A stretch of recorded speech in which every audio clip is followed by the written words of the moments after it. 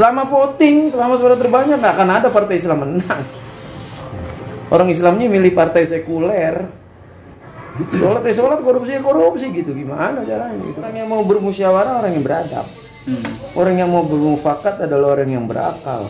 Maka orang yang mau bermusyawarah dan bermufakat beradab dan berakal.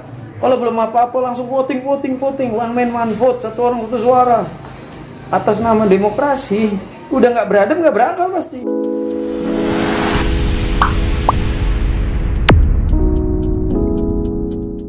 Yang kemudian sampai hari ini menyisakan toleransi mereka kepada demokrasi Barat dengan tetap mengadakan partai di dalamnya. Ini api dalam sekam, bom waktu. Tawaran gue nggak ada partai. Harus menggorok Banten kalau begitu. Semua partai ini produk modal kok.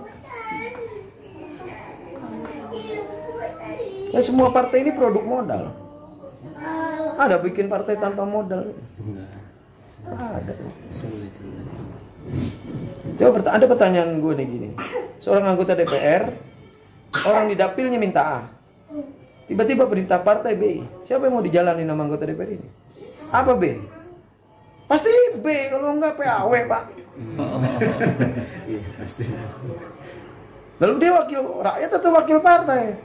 Wakil partai. Dia adalah anggota fraksi adalah kepanjangan tangan partai. Jelas bukan wakil rakyat. Kalau yang sempat diomongin oleh para kritikus pemerintah hari ini tuh, misalkan kalau kita langsung nembak ya, sempat kan rame itu Jokowi itu pembantu partai, berarti masuk dalam konsep itu bisa dibenarkan. Loh, ya, akhirnya kan titipan. Siapapun yang jadi menteri adalah wakil partainya. Siapa yang anggota dewan, wakil partainya. Jadi komisaris BUMN, dia bertanggung jawab pada partainya. Ini banyak yang anomali kok Republik ini. Dan kita dianggap sebagai orang-orang yang tidak memiliki akal budi sama sekali gitu. Gila ini negara ini. Penguasa politiknya menganggap kita ini bodoh sebodoh-bodohnya orang gitu. Mereka olah-olah aja seenak perutnya. Gimana coba ente semua pikirin deh. Tiba-tiba ada BUMN untung diumumkan dengan gegap gembita. Pertamina untung. Loh, ente ini badan usaha, Pak. Badan usaha itu mindsetnya untung. Jadi kalau untung ya biasa gitu. Tugasnya memang. Loh iya loh. Kewajibannya. Gimana sih? Tak ketemu gitu. Badan usaha untung kok prestasi gitu.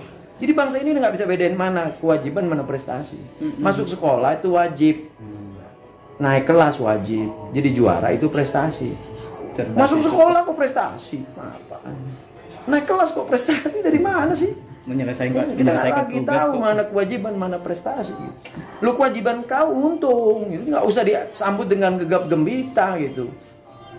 Santai aja orang badan usaha gitu kan. Lalu rakyat disuruh nelen seakan-akan kita harus mengapresiasi Pertamina. Loh, apa yang perlu diapresiasi kalau untung ya harus kalian badan usaha. Kacau di negara ini. Kita harus mengapresiasi sesuatu yang sudah jadi kewajiban mereka kerjakan. Gak ada, bikin jalan wajib. Bukankah pemerintah harus membuat infrastruktur agar ekonomi menjadi berbiaya rendah? Kan begitu, ah. Bikin jalan kok prestasi di mana sih? Gak masuk akal ini loh. Coba lihat deh, kalau kita bikin jalan tuh kan prosesnya memang ketat. Ada di Bappenas, ada di RPJMN, kalau nggak salah itu di DPR ada prosesnya sendiri. Bahwa penganggarannya juga diatur sedemikian rupa, serigid mungkin, sehingga kemudian ini memang untuk kemaslahatan banyak orang. Lah berarti kan kewajiban. Kalau dia bikin BBM 0 rupiah itu berprestasi, Pak.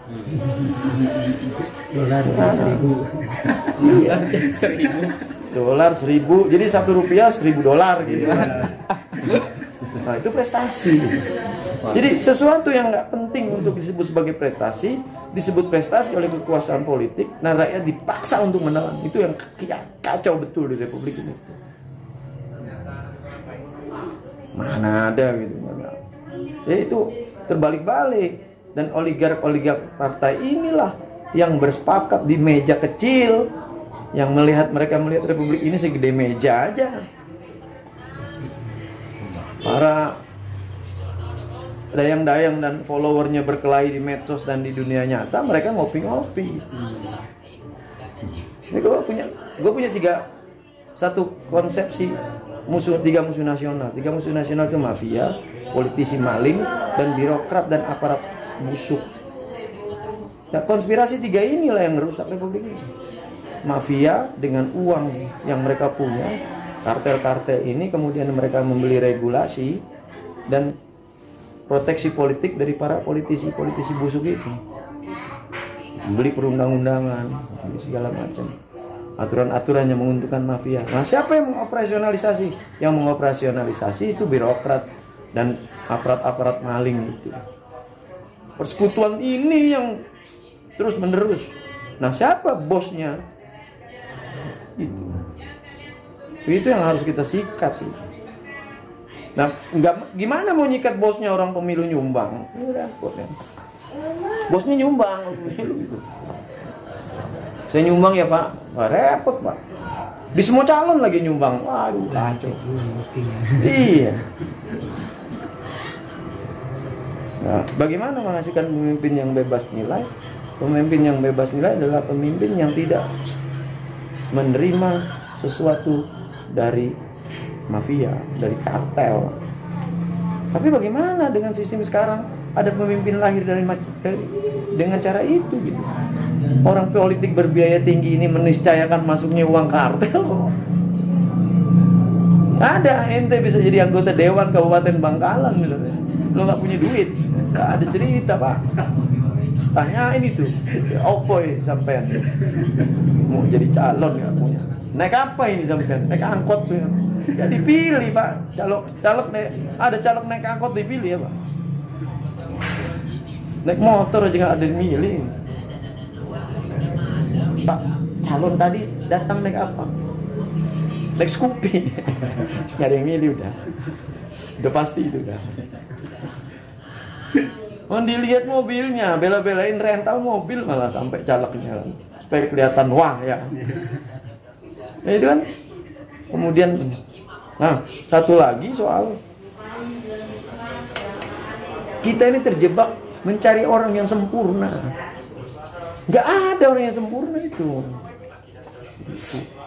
Nah, karena kita dituntut untuk mencari pemimpin yang sempurna, yang gak punya dosa, lalu kemudian mereka menjelma menjadi malaikat-malaikat palsu. Yang saat pemilihan tiba-tiba berpeci dan berhijab syar'i. Setelah pemilihan kembali binal. Setidaknya di ruang-ruang kecil binal. Udah nakal nggak jujur lagi. Jadi nakal nggak apa-apa, tapi jujur, berani, konsekuensi logis bahwa gua nakal ya gua kalau ketahuan nggak apa-apa. Ini nakal tapi takut ketahuan kenakalannya, kan aneh nih politisi kita ini. Kawin lagi misalnya takut, nikah siri takut, nggak apa-apa ya. Ya saya nikah siri, kalian mau apa? Emang kalian saya rugikan gara-gara saya nikah siri. Gitu loh, tapi kan ini langsung resah. Lalu pendukungnya melakukan manuver lewat media, klarifikasi bahwa itu nggak ada. Iyain aja, kenapa sih? Ya ada, ini siapa? Oh, merasa ini kekacauan itu kan di situ gitu. Dia masih seolah-olah bahwa ketika ini ketahuan moral saya langsung rembuk lah atau langsung jatuh. Jadi orang itu dasarnya mungkin korupsi itu dianggap sebagai perkara remeh di Indonesia itu. Ketangkap korupsi itu remeh aja. Ya kacau betul gitu. Orang korupsi itu ya sebentar aja kegaduhan itu di kota-kota tempat bupatinya ditangkap misalnya, kan kegaduhannya sebentar. Setelah itu berjalan seperti apa? Biasa aja gitu. Kayak ada orang habis maling ayam gitu. Udah maling ayam, udah. Oh, dibawa polisi, udah. Ya udah, jalan lagi hidup itu. Padahal perkara korupsi itu bukan perkara biasa. Yang dia makan itu uang 270 juta rakyat. Plus amanat Tuhan yang dia selewengkan. Itu hukuman mati harusnya tuh. Jadi kalau kita berkuasa, kita terapkan hukuman mati itu kepada koruptor. Tapi setelah sebelumnya 1 bulan pertama sebelum diberlakukan pemutihan agar menyerahkan diri. sebelum nanti kalau nggak masa ini habis, tenggat waktunya habis, aku mati. Kan mendingan pada ngaku. Yang gitu ya. Tapi nggak berani gimana? Yang korupsi partainya ikut bantu gue gimana? Elit partainya telepon. Tolong jangan dihumati yang itu.